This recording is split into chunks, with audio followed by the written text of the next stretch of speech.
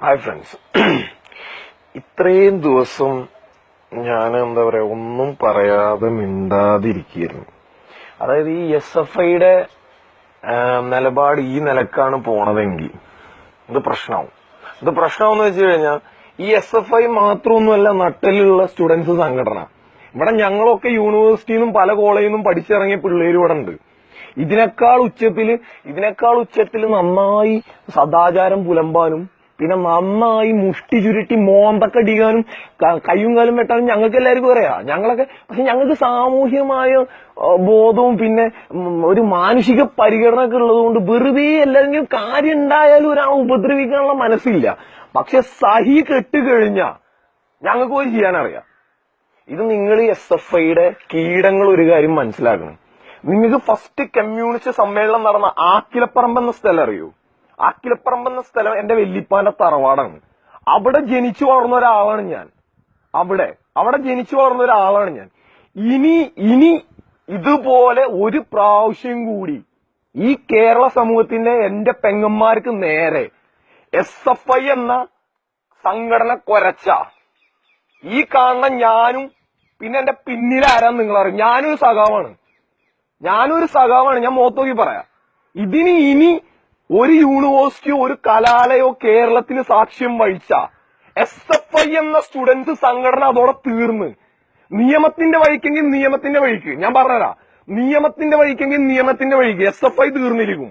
അത് തീർക്കാൻ ഞങ്ങൾക്കറിയാം. നിങ്ങൾ SDPയും പോപ്പുലർ ഫ്രണ്ടിനെയും മുസ്ലിം ലീഗിനെയും ഇവരെ എല്ലാവരെയും നിയമത്തിന്റെ വഴിക്ക് എങ്ങനെ കൊണ്ടുവരുന്ന അതും നിങ്ങൾക്ക് ബാധകമാക്കാൻ ഞങ്ങൾക്ക് കഴിയും. അത് നിങ്ങൾക്ക് ഞാൻ കാണിച്ചു തരാം. ഞാനൊരു സഖാവാണ്. എന്റെ ഉള്ളിൽ ദണ്ണം വെച്ചിട്ട് ഞാൻ പറയുന്നത്. നിങ്ങളെ ശത്രുവല്ല. നിങ്ങൾ ഈ ചെയ്യണത് ഏറ്റവും തികച്ചും ഒരു തന്തയില്ലായ്മത്തരാണ് നിങ്ങൾ ഈ ചെയ്യുന്നത്. ഇത്രയും നേരം ഞാൻ നിങ്ങളെ സപ്പോർട്ട് ചെയ്ത ആളാണ്. ഇത്രയും നേരം ഇന്ന് എനിക്ക് വന്ന ഇൻഫോർമേഷൻസ് വെച്ചിട്ടാണ് ഞാൻ സംസാരിക്കുന്നത്. ഇത്രയും ദിവസം ഇവിടെ നടക്കുന്നതിന്റെ പേരിൽ തിരുവനന്തപുരത്ത് ഞാനൊരു ഓഫീസിൽ വർക്ക് ചെയ്യുന്ന ആളാണ്, ഗവൺമെന്റ് ഓഫീസിൽ. അതിന് ഞാൻ ഇന്ന് രാജിവെക്കുകയാണ്. എന്താ പറയുക, വേറെ ഒന്നുമല്ല. ഇന്നല്ലെങ്കിൽ ഈ ആഴ്ച രാജിവെക്കുകയാണ്. എനിക്ക് ഇതിന്റെ ഗവൺമെന്റ് ജോലി വേണ്ട.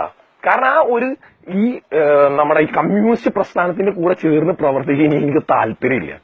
I just took fuck of. ഇനി വേണ്ട. നിങ്ങൾ ഈ കഴിഞ്ഞ മുന്നണി UDF മുന്നണി ഇത്രയും ദുർഭരണം നടത്തിയപ്പോൾ ജനങ്ങൾ പൊറുതി മുട്ടിയാണ് നിങ്ങൾക്ക് വോട്ട് കിട്ടി. അല്ല നിങ്ങൾ എന്താക്കിട്ടെന്ന് വിചാരിച്ചാ? നിങ്ങൾക്ക് ചെയ്യാൻ പറ്റുന്ന നോക്കണത്താടാ ഞാനാടാ.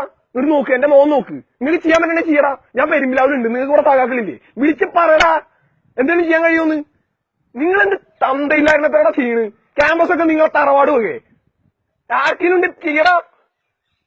ഇനി മേലാൽ ഏതെങ്കിലും ഒരു പെണ്ണിന് നേരെ മാത്രമല്ല ആണിന് നേരെ നിങ്ങളുടെ ഈ ഇമ്മോറൽ ട്രാഫിക്കിംഗ് നടന്നു കഴിഞ്ഞാൽ നിയമത്തിന്റെ വഴിക്ക് പോകാൻ ഞാൻ പറയാം. നിയമത്തിന്റെ വഴിക്ക് മാത്രമല്ല, കയ്യൂക്കിന്റെ ബലത്തിലാണ് കയ്യൂക്കിന്റെ ബലത്തിൽ പോകാനും പറയാം. നമുക്ക് ഇനി നോക്കാം.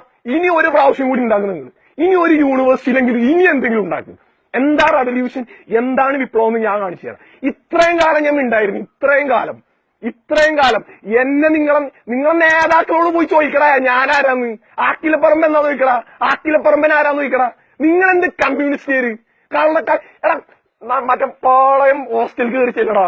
കണ്ട എന്താ പറയാ ചറമന്റെ മക്കളെ എന്ന് പറഞ്ഞ് മറ്റേ ഈ പാവപ്പെട്ട മക്കളെ അവിടെ കൊണ്ടേയിരുത്തിട്ട് കള്ളും കഞ്ചാവും കൊടുത്തിട്ട് അവരെ ഗുണ്ടായുസം കളിപ്പിച്ചിട്ടല്ല നിങ്ങൾ ഈ കോളേജുകളൊക്കെ ഭരിക്കുന്നു. ഞാൻ പറയുന്ന ചരിത്രം, നിങ്ങളുടെ ചരിത്രം, SFIയുടെ ചരിത്രം ഞാൻ പറയാം. ഞാനൊരു SFIയിലും പ്രവർത്തിച്ചിട്ടല്ല കമ്മ്യൂണിസ്റ്റ് ജനിച്ചന്നു മുതലേ ഞാൻ കമ്മ്യൂണിസ്റ്റ് ആയിരുന്നു.